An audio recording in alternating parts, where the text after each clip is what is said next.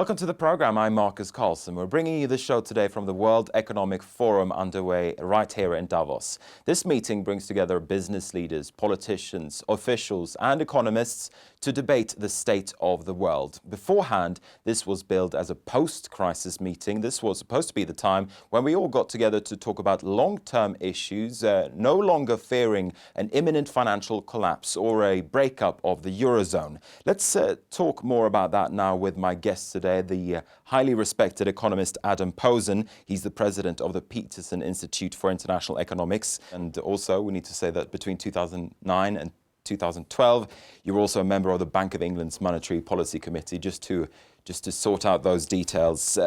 Let me then ask you about Davos this year. Has this been a post-crisis meeting in your view? I think it has, and therefore it's been interesting to see which governments distinguish themselves. So you think about the Japanese prime minister coming through and making a very strong statement for a future for Japan, the Iranian premier coming through and making a strong pitch for re-engagement with the West in economic terms. You had a background hum about trade of U.S. trade representative Michael Froman was one of the most popular booked people here, which is actually a good sign that people are wanting to talk trade with the U.S. again. So it was a post-crisis Davos, but in your introduction, Marcus, you talk about the long-term issues, and admittedly, the people here are not necessarily as good at dealing with the long-term issues. Now, from my perspective, it seemed like a pretty hesitant meeting. Things are not as bad as they used to be, but things are not great either. I think that's a fair characterization, but I think it's particularly true on the part of the corporates. So part of what happens at the World Economic Forum is you have a lot of multinational companies from all over the world, and they are still sitting on lots of cash, almost universally, and not yet really investing, being a little timid, not yet knowing what to do with all their cash. There's also within the financial sector, particularly in Europe, a sense that they still have to consolidate and build their capital base ahead of upcoming tests. So you're right, particularly on the corporate side, there was some tentativeness, but the governments were actually pretty forceful. Would you say then that this year's meeting has changed your view of what the potential risks are in the global economy? I worry, it is a repeated trope that whatever's the consensus at Davos turns out to be wrong 6 to 8 months from then.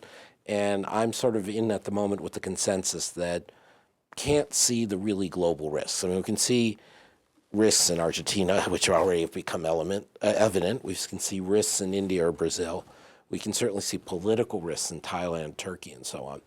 But nobody seems to be focusing on a systemic risk, the kind of things that sent markets moving in cycles together.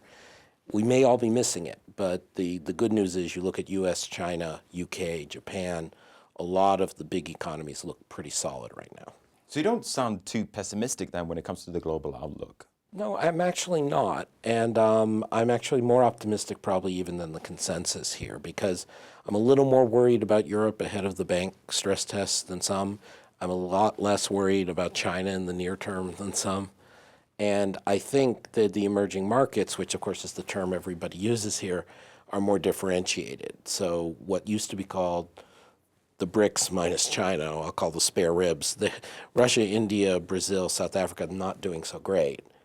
But there's a whole range of other countries, Vietnam, Poland, Chile, that are seemingly within striking distance of doing well. You're not bearish then on the emerging markets and the emerging markets picture? I mean, I really do think there are three tiers. I mean, China is its own case.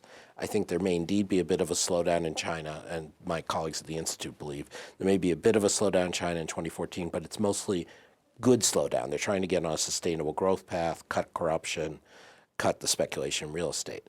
Then there's Russia, India, Brazil, South Africa, which I think are doing just the classic thing of they spent a little too much, were a little too loose with money ahead of an election and wrote it too long, and they now have to pay for it. And then there's this vast world of emerging markets, and obviously there are places like Egypt where people are very concerned, but there are so many places. A lot of the buzz here, in my experience, was reminding people that sub-Saharan Africa in many places has made huge strides in recent years. Latin America isn't just Argentina, things like that. I want to talk to the formal central banker in you. 2013 was seen as a year when central banks around the world played a very big role. The Federal Reserve in the United States kept on printing money, kept on churning out money into the US economy. And also, it was said that Mario Draghi, the president of the European Central Bank, basically single-handedly saved the Eurozone. Do you think that 2014 will also be a year when the central banks will play as big a role? I think they will, except in the United States. I think in the United States, the transition from Bernanke to Yellen is not any real change. I think it's perfectly good.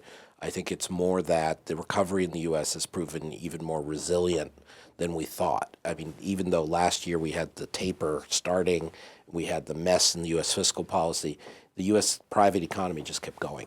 I wanted to ask you about Janet Yellen. Is she a safe pair of hands?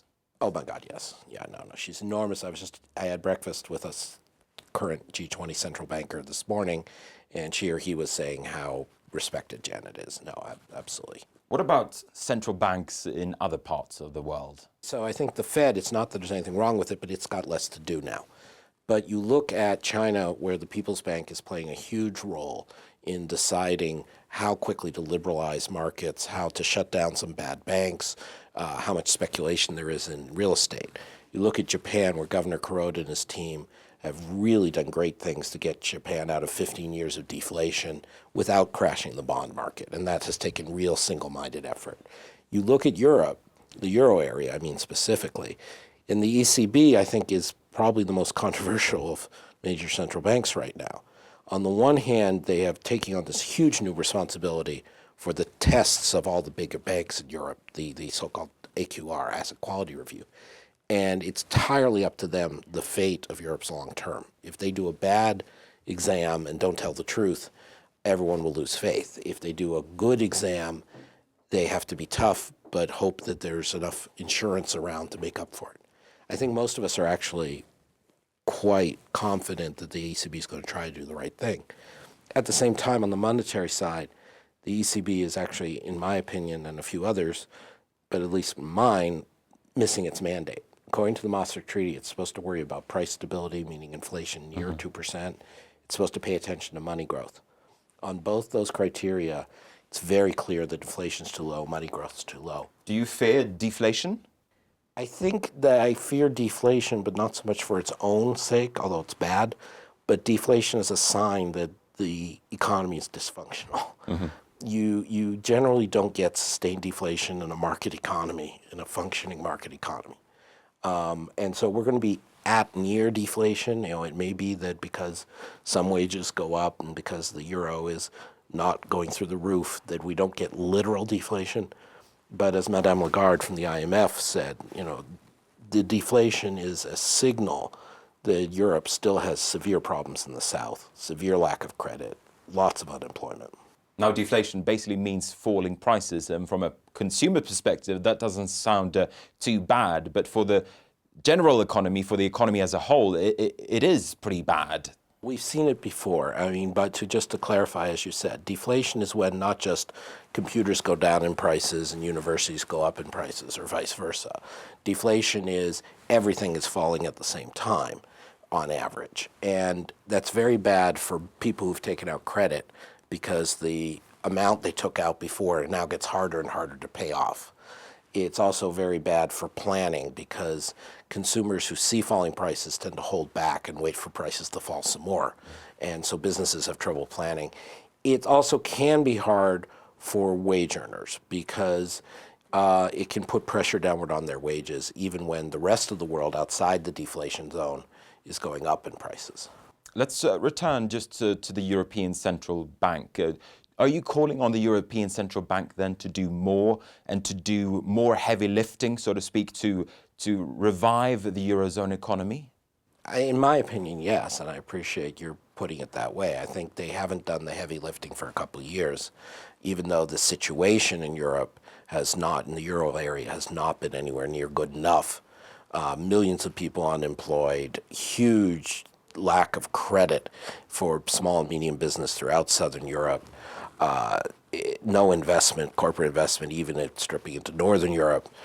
It's their mandate. They should be fixing this. And They did, under Draghi's leadership, put this floor under things by, in summer 2011, doing what's called the OMT. The promise that if there's a panic in bond markets, they'll step in. But they just did that minimum. That was worth doing, but there's so much more any other central bank, whether it's the Bank of England, the Bank of Japan, the Swiss National Bank, the Federal Reserve, would do in the same circumstance. I want to pick up on the unemployment point. A lot of people in the Eurozone and also outside the Eurozone for that matter are asking when unemployment will start coming down in the Eurozone. What's your view on that? I think we're seeing, as many people have noted, the bottoming out, or the peak of unemployment, if you want to think of it that way, in Spain specifically. Spain has continued to surprise people, and that sort of is ironic because it was the most productive economy of the Southern Europe before going into the crisis. And so it makes sense that it would bounce back fastest and had the least deserved crisis in a sense. But you look around the rest of Europe, you look around Portugal, you look around Ireland, Italy, Greece, and now France, and it's very hard to see unemployment coming down in any of those countries, in the near term at least. So from your perspective, it will still take a few years before unemployment starts coming down in a significant manner? I hope not a few more years, and that partly depends on the ECB, and it partly depends on whether these so-called structural reforms really change things. But I think another piece of it is that you don't want to wait a few more years because young people are out of work. Once they've been out of work for a while, it's very hard to get them back in. People don't want to hire them, their skills aren't right. So waiting a few more years sort of becomes self-fulfilling if you're not careful. All right, Adam Posen, we're going to have to wrap it up there. Thank you very much indeed for taking the time to speak to us. Thank you.